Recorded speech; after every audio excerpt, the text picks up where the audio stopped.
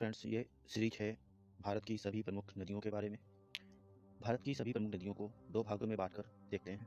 एक है हिमालय नदी और दूसरा है प्रायद्वीपीय नदी। हम शुरुआत कर रहे हैं प्रायद्वीपीय नदियों से। दक्षिण भारत की सभी प्रमुख नदी और उनकी सहायक नदियों के बारे में, जिनमें प्रमुख हैं दामोदर नदी, नर्मदा नदी, गोदावरी नदी, कृष्णा नदी, कावेरी नदी, महानदी, अरावली अपवाह तंत्र, तापी नदी तंत्र और तटीय नदियाँ। इनके साथ ही हम इन पर स्थित बांध और जलप्रपातों को भी देखेंगे। राइट, तो आइए शुरू करते हैं। दक्षिण भारतीय अपवाह तंत्र को दो रूपों में देखा जाता है। पहला है पश्चिम की ओर अपवाहित होने वाली प्रमुख नदियाँ और दूसरा है पूर्व की ओर अपवाहित होने वाली प्रमुख नदियाँ। पश्चिम की ओर अपवाहित होने वाली प्रमुख नदियों में है नर्मदा और तापी। नर्मदा और तापी एस्चुरीज का निर्माण करती हैं, जो बहुत ज़्यादा इंपॉर्टेंट है, याद रखिएगा। नर्मदा और तापी एस्चुरीज का निर्माण करती हैं। बाकी जो ये नदियाँ हैं वो डेल्टा का निर्माण करती हैं। ये हैं पूर्व की ओर प्रवाहित होने वाली नदियाँ, जिनमें है दामोदर, महानदी, गोदावरी, कृष्णा और कावेरी। अरावली अपवाह तंत्र को भी हम यहाँ पर देखेंगे। इसके बाद हम तटीय नदियों के बारे में बात करेंगे। तटीय नदियों में पश्चिमी घाट की प्रमुख छोटी बड़ी नदियाँ और पूर्वी घाट की प्रमुख छोटी बड़ी नदियों के बारे में। इनको हम मैप पर देखते हैं। पहली है मयूराक्षी नदी। ये हुगली की नदी की सहायक नदी है। उसके बाद दामोदर नदी, ये भी हुगली की सहायक नदी है। इसके बाद महानदी, महानदी की सहायक नदी है टेल नदी और महानदी पर स्थित है हीराकुंड परियोजना। राइट, इसके बाद हम देखेंगे गोदावरी नदी, फिर आती है कृष्णा नदी और उसके बाद कावेरी नदी। कावेरी नदी पर है मैसूर बांध और शिव समुद्रम जलप्रपात। राइट, तो ये थे पूर्वी घाट की नदियाँ या पूर्व की ओर प्रवाहित होने वाली प्रमुख नदियाँ। अब हम देख लेते हैं पश्चिम की ओर प्रवाहित होने वाली प्रमुख नदियाँ। साबरमती, माही, नर्मदा, तापी। उसके बाद बहुत सी छोटी नदियाँ आ जाती हैं जो यहाँ पे पड़ जाती हैं, परंतु जो प्रमुख नदी है वो है पेरियार नदी। ये केरल में प्रवाहित होती है। कुछ प्रमुख नदियाँ हैं जो उत्तर की ओर प्रवाहित होती हैं, जिनमें है चंबल और बेतवा। चंबल और बेतवा यमुना की सहायक नदी है।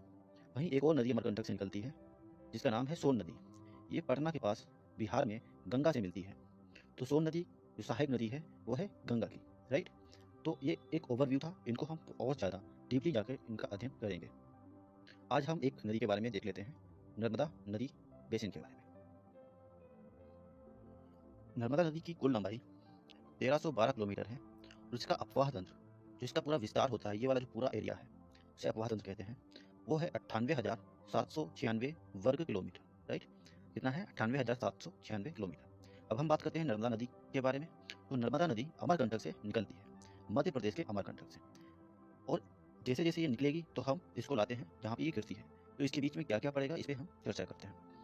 अमरकंटक के बाद हमें देखने को मिलता है कपिल धारा प्रपात। इसके बाद दूध धारा प्रपात। राइट, तो कपिल धारा प्रपात और दूध धारा प्रपात किस पर स्थित है? अमरकंटक के पास में, नर्मदा नदी पर। राइट, इसके बाद आपको जबलपुर में धुआंधार जलप्रपात देखने को मिलेगा।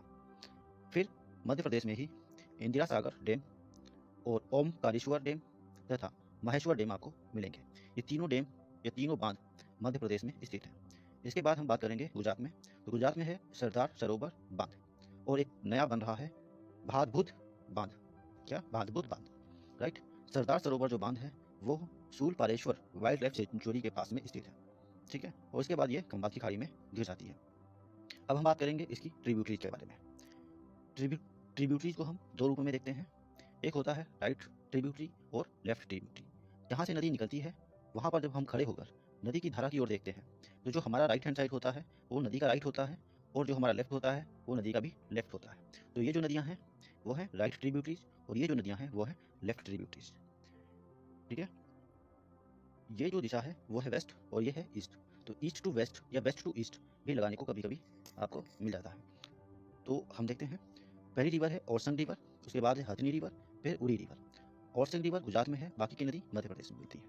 मन river, Kolar river, Barna river, तेंदोनी river और हेरन रिवर, ये नर्मदा की राइट ट्रिब्यूटरीज हैं। राइट, अब हम देखते हैं नर्मदा की लेफ्ट ट्रिब्यूटरीज के बारे में। गुजरात में है करजन रिवर। क्या है? करजन रिवर। उसके बाद मध्य प्रदेश में गई रिवर, टूंडी रिवर, छोटा तवा रिवर, गंजन रिवर, छोटा तवा रिवर और तवा रिवर अलग अलग हैं। तवा रिवर जो है वो सतपुड़ा टाइगर रिजर्व से बहती है। उसके बाद दूधी रिवर, फिर शक्कर रिवर, फिर शेर रिवर, फिर बंजर रिवर, उसके बाद बड़रेर रिवर। यहाँ पर एक और फैक्ट आपके लिए इंपॉर्टेंट है, Achanakmar wild life sanctuary Chhattisgarh और मध्य प्रदेश की सीमा पर स्थित है, राइट। तो ये था नर्मदा नदी। अब इसको और विस्तार से देख लेते हैं।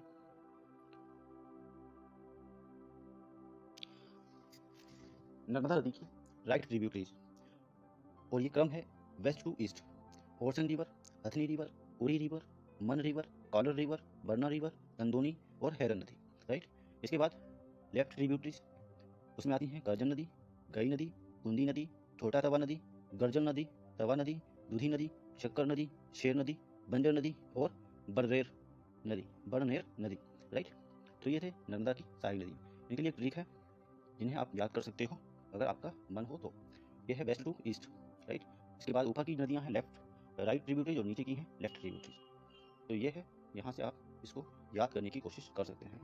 तो ये था नर्मदा नदी basin. Thank you so much.